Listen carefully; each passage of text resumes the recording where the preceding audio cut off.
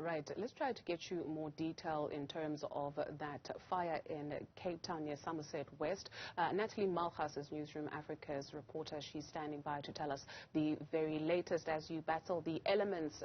Natalie, let's get straight into it. Quite a windy day where you are, but what's happening at this hour?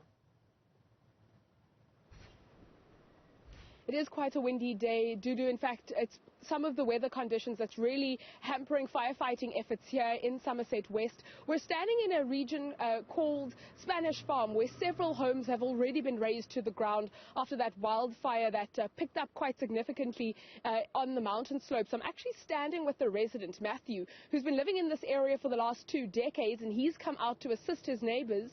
These are high-value properties. People have been running around trying to save what they can. Matthew, give us a quick sketch of what the last kind of 24 hours have been.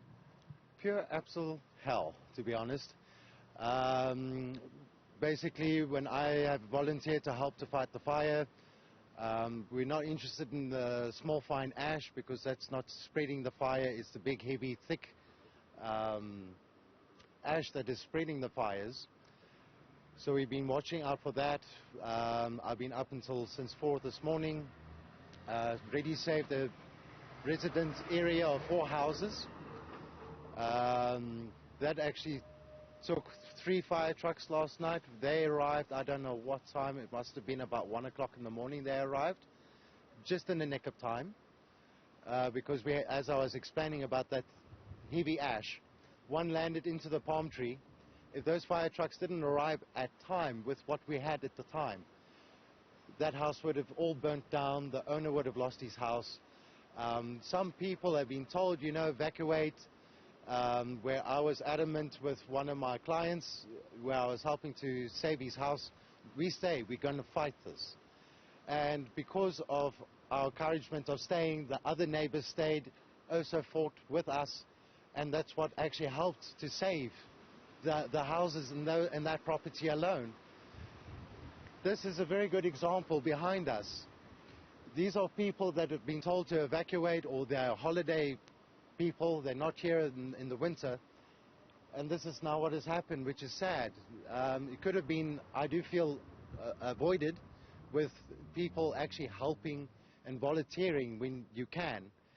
Last night, when most of the fire really doused down drastically, it's like a whole entire paparazzi coming out just to come and have a look, see what's going on. It's just like Matthew, explain what it looked like yesterday with the dense smoke and all the fire trucks really just trying to weave through these homes. Well, I was more in the forest. It's very difficult in the valleys in the forest because you're dealing with slopes. You're constantly looking up above you as well for the fire if it reaches up in the trees, because you don't want that to land on you. You've got thick fog that makes breathing actually difficult. Your eyes are burning. So you're also very conscious, especially about the wind. If people are going to help to volunteer to fight fire, my best suggestion that I can give with people with no experience, grab a big branch. You can use that to douse some of the smaller fire. The bigger stuff, leave that for the professionals to do. Don't think that you feel useless, because you're absolutely not. Just even a nice good branch with a lot of leaves, taking out the small stuff, it really makes a huge difference. It helps. Thank you, Matthew. You're welcome. Thank you so much. To do that, of course, was Matthew, one of the residents here who've just come out to support their neighbours and help them in what really seems to be a freak natural disaster. And with the rains expected in Cape Town soon, firefighters are really hoping that can come in and at least assist them in those areas that are still quite inaccessible to ground crews. Natalie Malgas, thank you for that update. We'll touch base with you in the next hour.